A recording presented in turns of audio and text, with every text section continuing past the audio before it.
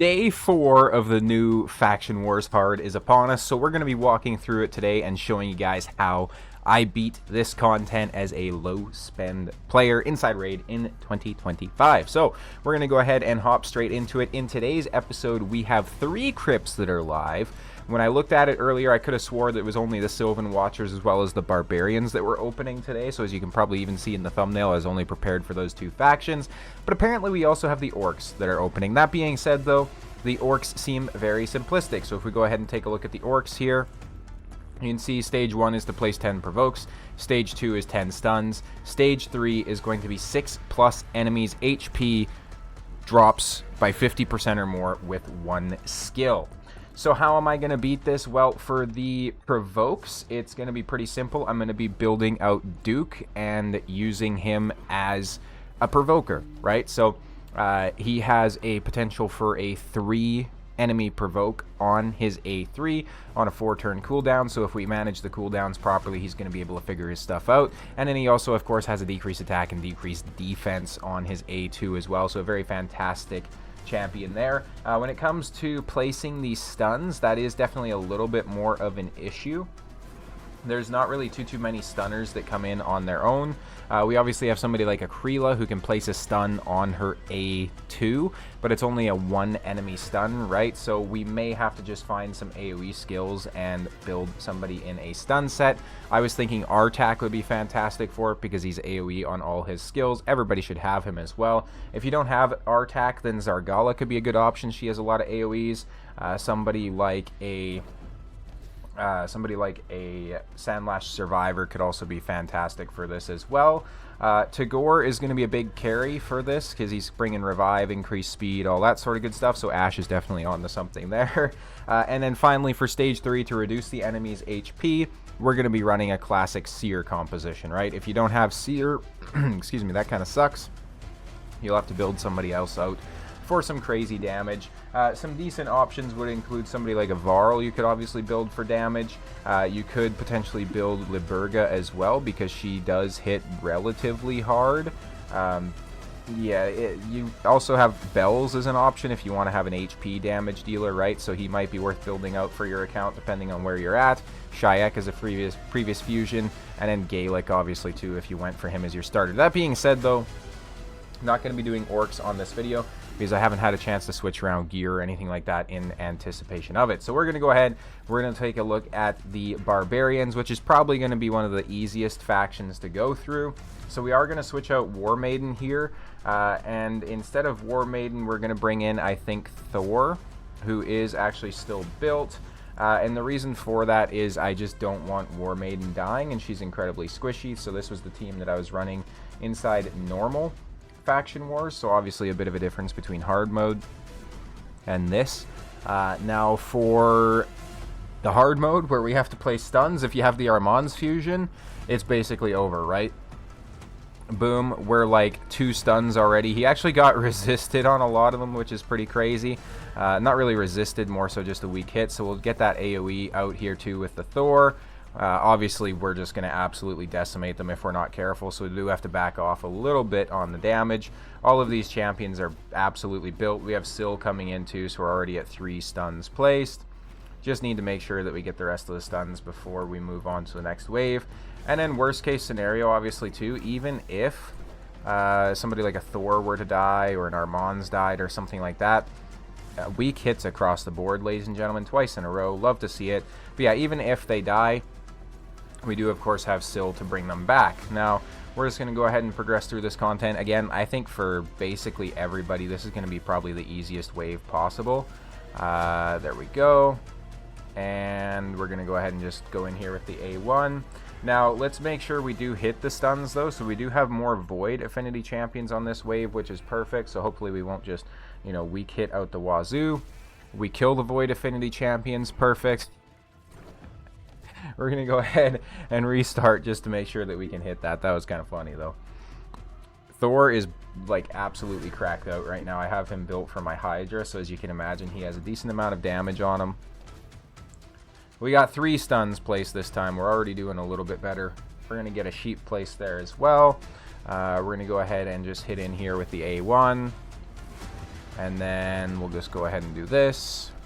Nothing too crazy. We do have a stun that can be placed on the Zargala there, but I mean, that's kind of whatever. 3 stuns placed still. We'll do the AoE with Syl. She doesn't land the stun, so that's perfect. Obviously a bit of sarcasm there. We wanted her to land the stun.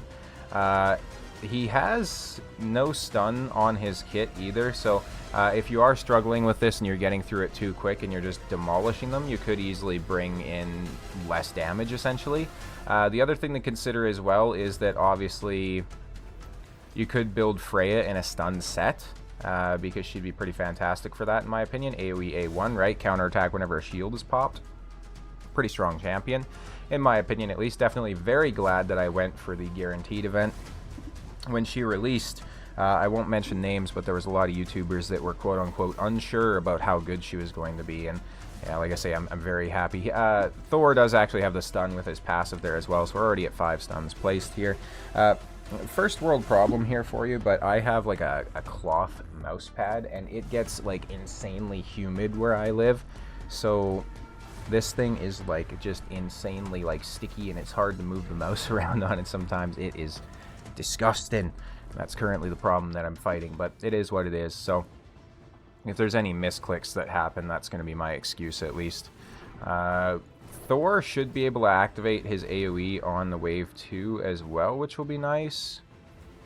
Boom, boom. These guys are ridiculously tanky when, you know, I'm not even able to get through them very easily with this crazy team composition. We have 4 stuns placed here. We're 1 stun away from having everything placed. Let's go ahead and see if we can't just smack the Zargala a little bit. We'll go ahead and smack the War Chief. And then let's go ahead and do this. Let's go ahead in here with our Syl, see if we can't get that stun placed. We don't, unfortunately. Just go ahead and do this. A1. The Zargala can honestly sit down. I don't mind. I do want to make sure that my AoE from Thor procs, though, and that we're actually able to get another stun here before we get to wave 3. So we do have one of them came out of the stun. We have a few of them came out of the stun. So here we go. That should be it. Stuns are all placed. Now we just need to beat it and beat it without anybody dying. So we're just going to go ahead and throw it on auto. And of course, we're not really going to struggle whatsoever, because this team is pretty cracked out, to say the least. So let's go ahead and just get through this. Almost finish them all off in one run there, which is pretty crazy, or in one hit, I should say, rather. That's the proper way to say it. Freya is also here to like help keep our DPS alive, even if we do get smacked pretty hard, right? She can activate that instant turn. And one more turn here from Thor should be enough to end it, I think. There we go. Boom. Done. Easy. On to Stage 2. So Stage 2, we have to place 10 plus provokes, which is definitely going to be a little bit more niche. So if you don't have, like, so if you're wondering who to use here, essentially, provoke, you can bring in, obviously, Rathmatov has it on the A2, where it's an AoE 100% provoke, so very consistent. We have Nergigante Archer, who has a provoke on the A3, which is the one that I'll be using. We have Atur, who has a 2-time at random 75% chance of a provoke, as well as a 50% chance on the A1 with a counterattack. So he's actually a very solid champion as well, if you don't have a better option. But like I say, we're going to be bringing the Archer. Now, she is also built for damage, so we may run into some issues where we just kill them too quickly. We'll have to wait and see, I suppose. And she does only have the provokes on her A3, so it is going to take a little while for her to cycle around to them in most cases. But we'll try that anyways. Let's go ahead and just try to smack in here to the Scartorsus. Decreasing his turn meter is always good anyways. Yeah, we'll go ahead and try to freeze him. Why not?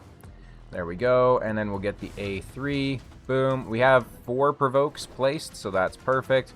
And then we do also have the freeze on the Scartorsus there too, which is nice. So let's go ahead and do the decreased speed here. And that'll take us into wave 2 almost, which is kind of unfortunate because we don't have the cooldowns back on the Archer. So again, it might just be an issue where we went too fast. We'll see though, we'll see. With our Mons, we can just steal everybody's turn meter. they're not going to be too much of a threat. We get the stuns across the board. Of course, we get it this time, right? They definitely knew what they were doing, putting the Force Affinity champions in there with the one where you need the stuns, because they knew that you'd be trying to run Armands against it, right? As well as like Syl and whatnot. So Plarium knows what they're doing. You got to give them some credit. They know how to make things difficult on us, that's for sure. We're going to go ahead and sheep the Seeker there, just so that we can A1 with our Thor and it kills everybody else. That's pretty cool. We're going to get the A1 there with our Yakaro. Go ahead and get a turn meter boost. And we should have the Provokes coming around right away. Which, yeah, we have 4 left to place. I don't know if we're going to be able to do it this run, in all honesty, because we only have 3 that it can land on here, which it only counts for 1 since the other 2 died. So let's go ahead and try this again. I think we'll actually take out Thor because he's just doing way too much damage. So instead of Thor, let's bring in... Is my Valkyrie built? I think she is. She just has really terrible damage. Yeah, she is built out. She doesn't have very good damage. Let's bring in... Another good call out would actually be a Loki. Loki you could throw into a Provoke set, obviously, and he would be an absolute blast.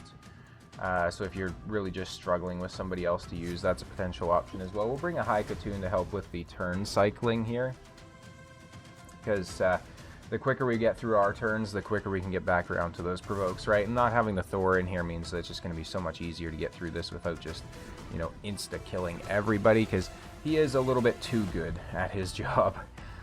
So let's go ahead and get a freeze here, hopefully. There we go. We'll get the Provokes. Perfect. That landed on everybody, so everybody's provoked there. And now we'll essentially just cycle until we have more Provokes to be placed. Because we should actually be able to do it on wave 1 as well, I think. So, like, we can essentially cycle it, because Archer has 2-turn Provokes on her skill, I believe. Unless that's just against bosses. I know it's 2 turns when she goes against the Hydra head. I haven't read her kit in a little while, though. And obviously I'm aware that, you know, not a lot of people are going to have the Archer Queen to actually use for content like this. That's why I recommended also maybe throwing Loki into a Provoke set or something like that, because he'll be very competent at this role. So we do have our cooldowns back there on Archer now. We can kind of just go through and smack everybody up here and move on to the next wave without too much of an issue. My Freya's built for a little bit of damage as well, so you'll see that she's doing some crits and a little bit of work there too. She doesn't have crazy like crit damage or anything like that, so she's definitely not, you know, too wild by any means, but still a very decent build on her. She has incredibly high defense. She's at like almost 8k defense or something like that, I think, before her passive's even considered. So let's go ahead, steal that turn meter. It's very weird, there's no music in the game right now. Not sure why, but it is what it is, I suppose. Let's go ahead and get a turn meter boost here.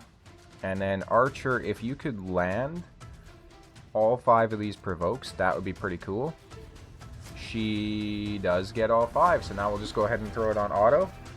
That is all 10 Provokes placed, ladies and gentlemen. We are good to go, and they should finish up this fight without too much of an issue.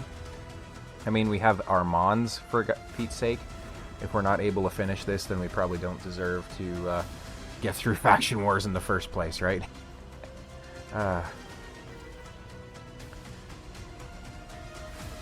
It is interesting, too, to see how the Faction Wars is being, like, just kind of unveiled. It's very nice, the fact that, like, it's fresh content, right? Because I remember way back in the day watching people when they were doing the original Faction Wars and how that was the late game content at that point, and now it's just like, you know, hey, we have even later game content, check this out and enjoy it. It's pretty awesome. I'm definitely enjoying it for sure.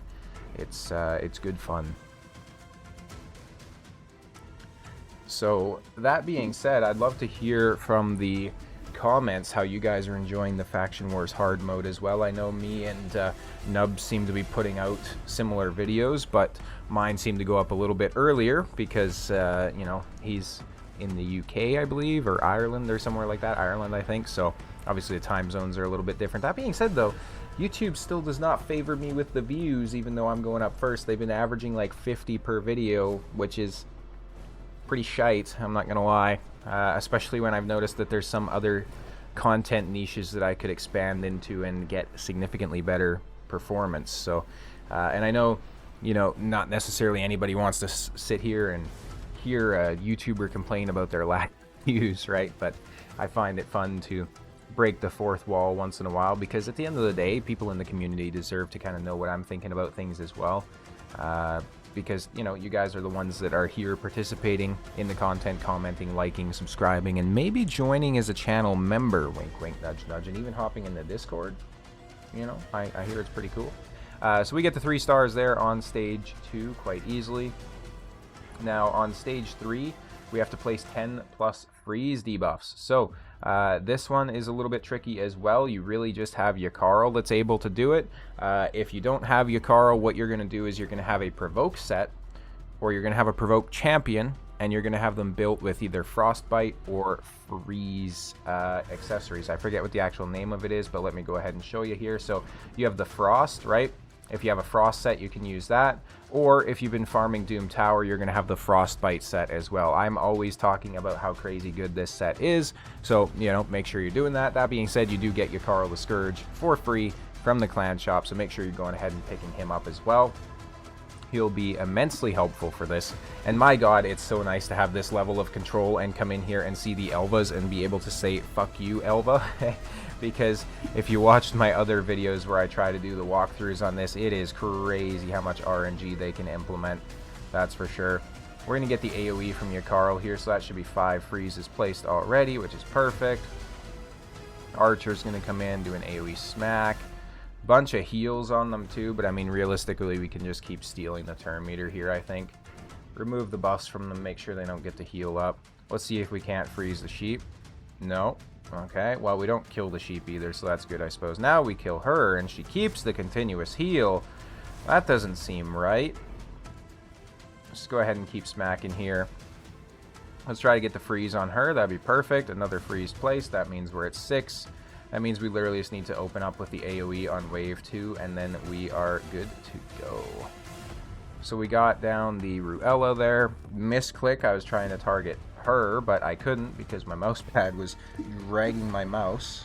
May have to clean it at some point here. I had to actually go and buy a new mouse pad last year because it just got so bad, but that's neither here nor there, I suppose. We're getting our freeze placed. We're now at 7. Let's go ahead and just keep smacking into them here, decreasing the turn meter a little bit and whatnot. I wouldn't mind throwing it on auto, but I think if we do, Yakarl's probably going to use his A3, and I want his A3 off cooldown for wave 2. So that's not something that we're going to be able to do, unfortunately. And boom. Boom. Let's go ahead and do the AoE here. We're not really too worried about, like, you know, any of the skills from the other champions apart from Yakarl, because we need him to be the one to freeze. We get another freeze there. That should be 8. That's 9 placed, actually. So I think we'll just go ahead and auto this, because it doesn't really matter if he uses his abilities now. We're just, like, almost guaranteed to get the freezes placed, right? So even on this wave here, we should just get the freeze placed. I will actually auto, or manual here, rather, just to make sure that we get the freeze AoE instead of some other BS skill, because I want to make sure that the Elva and the Galkabar are not able to come in and cleanse. That would be very annoying to deal with, even with a crazy team like this, because then they'd place the block debuffs and it'd be super annoying. Although, we do actually have a buff removal, which is a lot better than some other factions are able to say. So, you know, Armand's with his A3 is pretty crazy. And you know what? I think Ash is definitely on to something, because he's always talking about how, like, insanely good the Sylvan Watchers faction is. And he's definitely right with that. We're going to be doing Sylvan Watchers next, but I was looking through the roster for, like, the challenges, right? And my god, it is, like, just easy mode. As long as you've done, like, some form of, like, the fusions and stuff like that, you're going to get through it without, like, any issue. So, it's pretty crazy. Like, Eostra Dream Song alone is probably going to be enough to really just carry our team through this. And then even the epic champions are just so incredibly good. Now, it would be a point like this where it would be nice to have the Thor for the extra damage, right? But we're still doing okay. There's the AoE Hex place, so there's some damage share happening as well. So nothing too wild there. Just gotta wait for this to slowly tick down. Make sure to comment below, or let me know in the Discord if you're in there, about how the Orc faction trials went for you, especially since I'm not showing them on video. I'm very curious to hear about that. I will, as usual, post the screenshots on the community tab inside YouTube to show you guys when I beat them and the teams I use and whatnot. Like I mentioned, though, I have to move some gear around. I don't have my Duke the Pierce built at all, so I'll have to get him built. And then also, of course, put my Artak in a Provoke set. And this new content is really hurting my silver pool. Like, I don't have much silver left at all, which is annoying, but it is what it is. We now have enough Spiteful Remains to go ahead and craft a relic, so we're going to take a slight intermission here while we go ahead and do that. So we have a rare relic being crafted. 50-50 chance of it being from the new pool. It's a standard pool, of course. It is a Rod of Blasphemy, one of the worst relics in the game, but it is what it is. Let's go ahead and go to Sylvan Watchers. So this one here, stage 1, is interesting. So you need to heal your champions for 500,000 plus. Now there's a few ways you can do this. Obviously, if you have Eostrid, she has a passive where she's healing everybody. You can bring Lady of Erith, who's popping a shit ton of continuous heals, massive heal on the A2, popping continuous heals on the A1. Tree Shield Knot is actually going to be insane for this as well, because he has an A2 that's an AoE heal as well as an increased defense. You also have, I think maybe it's Life Braid here that brings, yeah, so she also brings a heal, and then she also has the Restore Destroyed Max HP if that's something you need. Apart from that, I think you could also bring Galkabar. I'm pretty sure he cleanses and heals. Yeah, he does place a continuous heal. He's crazy. He's crazy. Not really. He's actually not that crazy. He's just very annoying to face in PvE. But that being said, let's go ahead. We should be able to do this pretty much on auto. We do have Mistrider Dithey, though, who's probably going to be able to clear these waves pretty quickly. So I may have to auto it, or manual it rather, at some points just to make sure that doesn't happen. But we should already have a lot of healing going out. Yeah, we're almost there already. Like, wave 1, first turns being used, we're at 394,000 heals. Like, look at this. We're 427,000. You can't really see it because of my big-ass head, but 440,000. Oh, you can see it. It's far enough over. Okay, my head's not that big, I guess. 483,000. If somebody dies, Tree Shield Knot's going to be here to pick them up. We're already done the healing. Right? This is what I was talking about. The Sylvan Watchers are insane. You give us a challenge where we have to heal, and in this team composition alone, which I would say is, like, you know, relatively accessible, we're already done it in wave 1. Now, Eostrid was a fusion, so everybody should have her. But, you know, obviously I understand that fusions get outdated, right? So new players starting today or new players starting yesterday aren't going to have her, in which case she's not really a free-to-play accessible option or a low-spender accessible option because it's a lot of luck to get her. Lady of Erith, I've always been a fan of her. Even when she was released, the very earliest content I made on her was positive, even though the community was like, you know, she's not that good. I actually made a video on her back in the day where I used her in, like, Impulse and Refresh, Reflex and Refresh accessories to try and just get her to cycle through her skills as quick as possible. And I didn't actually have any books on her, so essentially she was just an insane healer, cleanser, a little bit of RNG that would go around and, like, just have her skills refresh and whatnot. And this was before she got her buff. So then now that she has her buff and people actually are finally joining the club to say, hey, you know, she's actually pretty good, you know, she's starting to get a bit of the love she deserves, in my opinion. But it feels pretty cool to be a day 1 fan and be able to say that. Not many people can. We did have Dithey die there, unfortunately. We'll revive him here.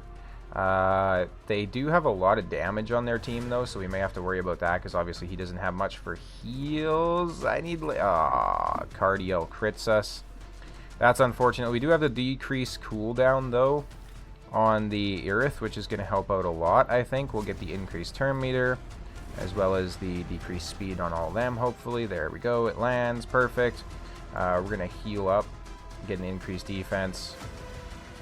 We're going to get a boost turn meter here on the Tree Shield Knot. Let's go ahead and whack into the Marksman here, just because I don't want to have to deal with him just absolutely blasting my Dithey when he comes back. So We'll go ahead and try to take him out. Cardiel is also going to be annoying if he gets the revive on death, which literally just speak of the devil, and there he is. Oh boy. Okay, so let's go ahead and try to take him out. There we go. He has no revive on death now anymore, so we're going to go ahead and just keep targeting him and hope that we're able to clap his cheeks, because nobody else really on this team is too scary. So let's go ahead and do this, and we're going to do this. Eostrid actually hits like incredibly hard too, so if you're struggling for damage here, that could be a potential option for you. We do have the buffs that are falling off of them right away here too, so that's perfect. Decrease the turn meter. We're going to go ahead and get the revive here, and then Lady of Eris should actually be able to come in and clear that up, so we'll get this going, get him healed up. We'll get this, decrease the turn meter, perfect. We'll hit the AoE here just for some damage. Didn't really do a whole lot though, unfortunately. Get the increased defense on him. I will just manual this now to make sure that, you know, we're able to get through this without an issue. I just need those pesky block debuffs to fall off, which it looks like they have, so we're good to go now. We'll go ahead and just keep hitting into the high Katoon here. Just smacking her up a little bit. We're going to go ahead and get the Eostrid in here with the turn meter reductions and all that sort of good stuff. We'll hit the cardio there. And here we go. We're going to get Dithey coming in with a big smack. Boom! Almost take out the cardio. Dithey is built well, but like he could be built better, essentially. So just one thing to consider there. We're going to take down the cardio. I'm getting tired of looking at him. Try to sleep there, but it didn't work. We're going to get a turn meter fill here on Dithey. AoE. And then we're going to get the extra turn here. Go in here. Don't get another extra turn, unfortunately. But I think we'll go ahead and hit auto here. We should be able to get through it easily now. Unless there's like some weird crit that happens from like the Freya or something like that. But we should be good. If you have like some sort of way to place block buffs or something like that, or even a buff strip on this Faction Wars stage, is going to help out a lot. Because obviously the block debuffs from the Freya is quite annoying.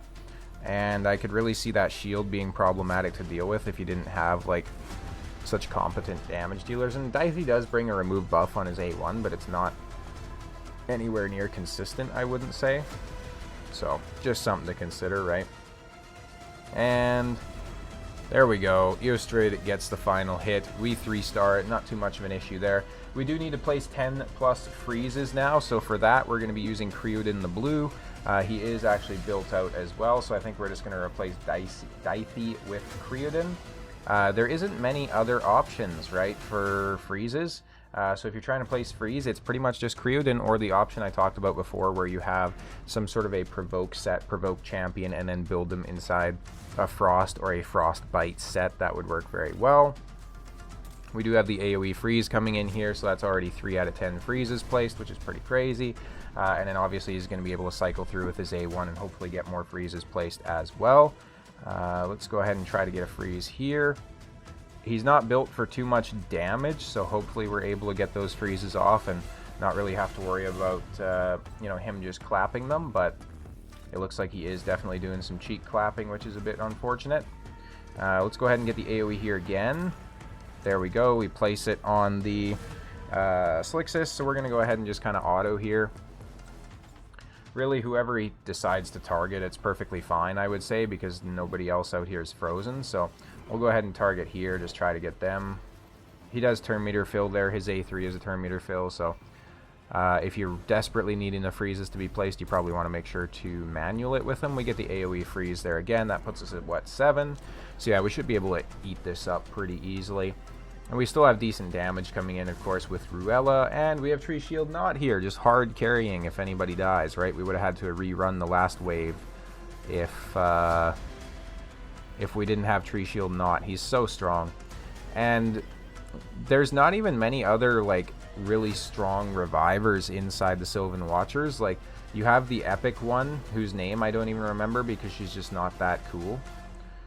She's like a single target revive or something like that, and she places a shield on them but doesn't even bring heals in her kit or anything like that. It's obscene how bad she is.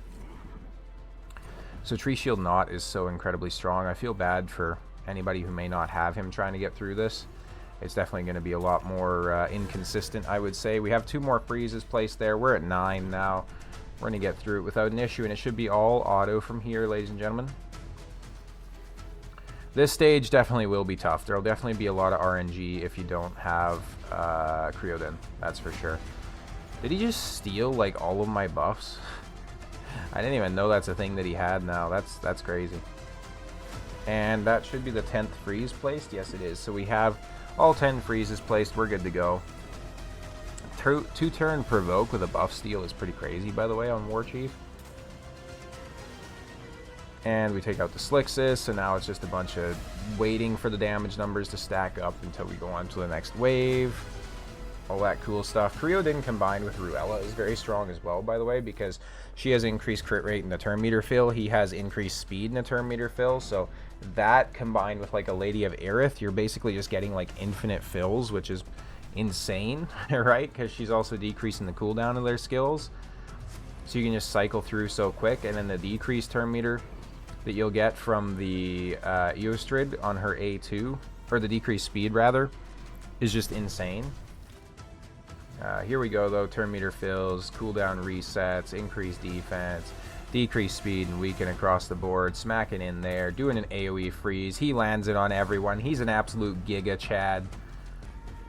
No RNG needed here. We don't need, you know, provoke sets or stun sets like we were running in the other video. We just straight up, we place the debuffs we want, ladies and gentlemen.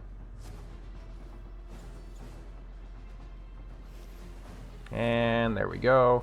Starting to get some damage on the Slixus. Another freeze placed. Yeah, we're good. As long as nobody dies and then we can't revive them for some reason, we are good to go. Let's go ahead and see what the clan chat's talking about while we wait. Somebody's talking about Calamitous. Sylvan Watchers decrease speed. I mean, Eostrid makes that a joke. Have to look who else does that in the faction. Yep, that's true. Calamitous against Marichka. Go again, then AoE Death the Revive. Works so great. Interesting. Yeah, had to take out Thor and Alika because they were one-shotting people. That's exactly the problem. The Barbarians faction especially is just so damn strong that it's like, you know, you're going to be doing crazy damage, so you got to be careful. With Thor especially, because his AoEs hit so hard, and then obviously he has his passive that procs after like 10 hits as well, and just does the AoE there too, which is just, it's insane how much he brings to the table. We're sitting everybody down, though. We actually have Mr. Tree Shield not coming in with one of the kills.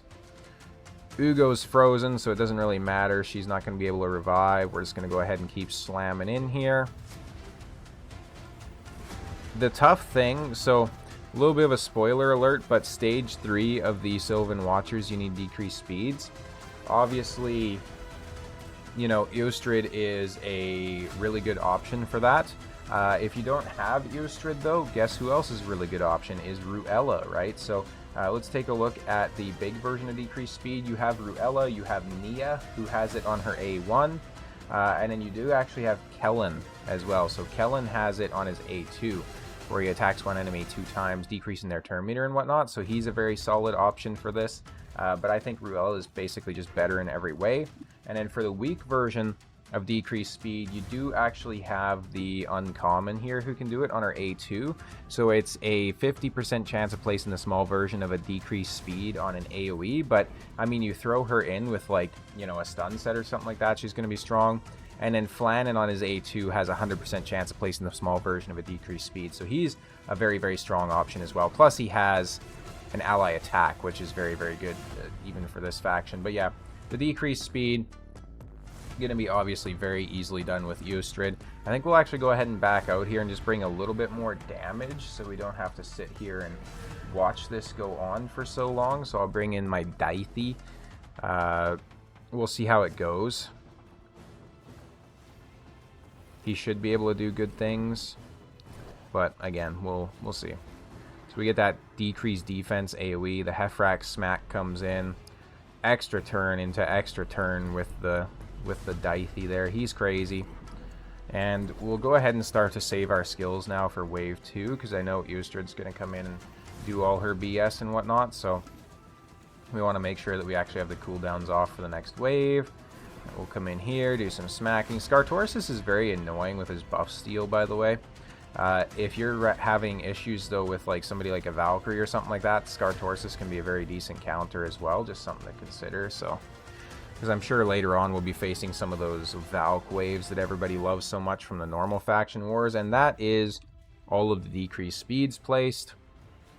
So obviously kind of a trivial challenge when you have Eosprid Dream Song, right? She makes it definitely a little bit easier than you would expect to see. So definitely a fairly easy stage 3 though, so I am happy to have a little bit of a respite where we don't have to sit here for 3 hours and try to get the RNG to go in our favor like we did with some of those other crypts. Granted, that's probably going to be exactly what happens inside the Orc crypt, especially if you don't have some of like the crazier Orcs built, right? So I've been thinking about building out bells, but especially with this crypt coming around and the damage requirements for some of the challenges, I think he'll be a very solid option to actually finally fully build out. So Daithe's so good as well too, by the way, because he brings himself his own increased attack as well as increased accuracy. So he can just be absolutely insane, because obviously it just helps him do way more damage. He needs less accuracy to get the same job done. He is crazy. He's cracked. We have Alatreon left, but he should be, taken down pretty soon. He is going to come in with a cleanse here, though, I think, which will be kind of annoying. It'll just kind of prolong the fight. To really give you an idea of just how crazy these damage dealers are, even though they're epics, so like Daithie and Ruella, I have like tier 3 gear on them. So I don't mean like 3-star. When I say tier, it's like, you think about it this way: your top tier gear, like your tier 1 goes on like a Sun Wukong or a Thor, right? And then your tier 2 gear goes on like a, I don't know, some sort of an attack based, maybe like a Nishak or something like that, right? And then your tier 3 gear is just going on like random champions to throw in for faction wars and stuff like that. That's kind of where they're at. So they don't have min-maxed gear by any means. I don't even think Ruella's built inside like Savage or anything like that. And you can still see just how much damage she's able to crank out, right? Like, she's obviously not one-shotting people, but she's still doing pretty damn good damage for an epic champion, certainly. Between her and Daithie, I'm actually curious to see how who did the more damage, done the more damage. I think it's going to be Daithie just because of his AoE capabilities as well as his extra turn and his decreased defense on the AoE, but it'll certainly be interesting to see. Just a quick double check here. Yes, we do have all of the requirements. So there's another easy 3 stars. Daithie did actually out-damage Ruella by like 2 times. So there we go. We're now on to stage 4 of the Sylvan Watchers when it comes out next. That being said, like I said, I will post the screenshots as well of the Orcs as I clear them. So again, if you're curious, these are the requirements for the Orcs. So you have to place provokes, stuns, and then reducing enemy HP by 50% with 1 skill. So you could easily use an Artak inside a provoke set as well, and he'll get the job done. So that is certainly an option. But thank you guys all so much for watching, and as always, I'll see you next time.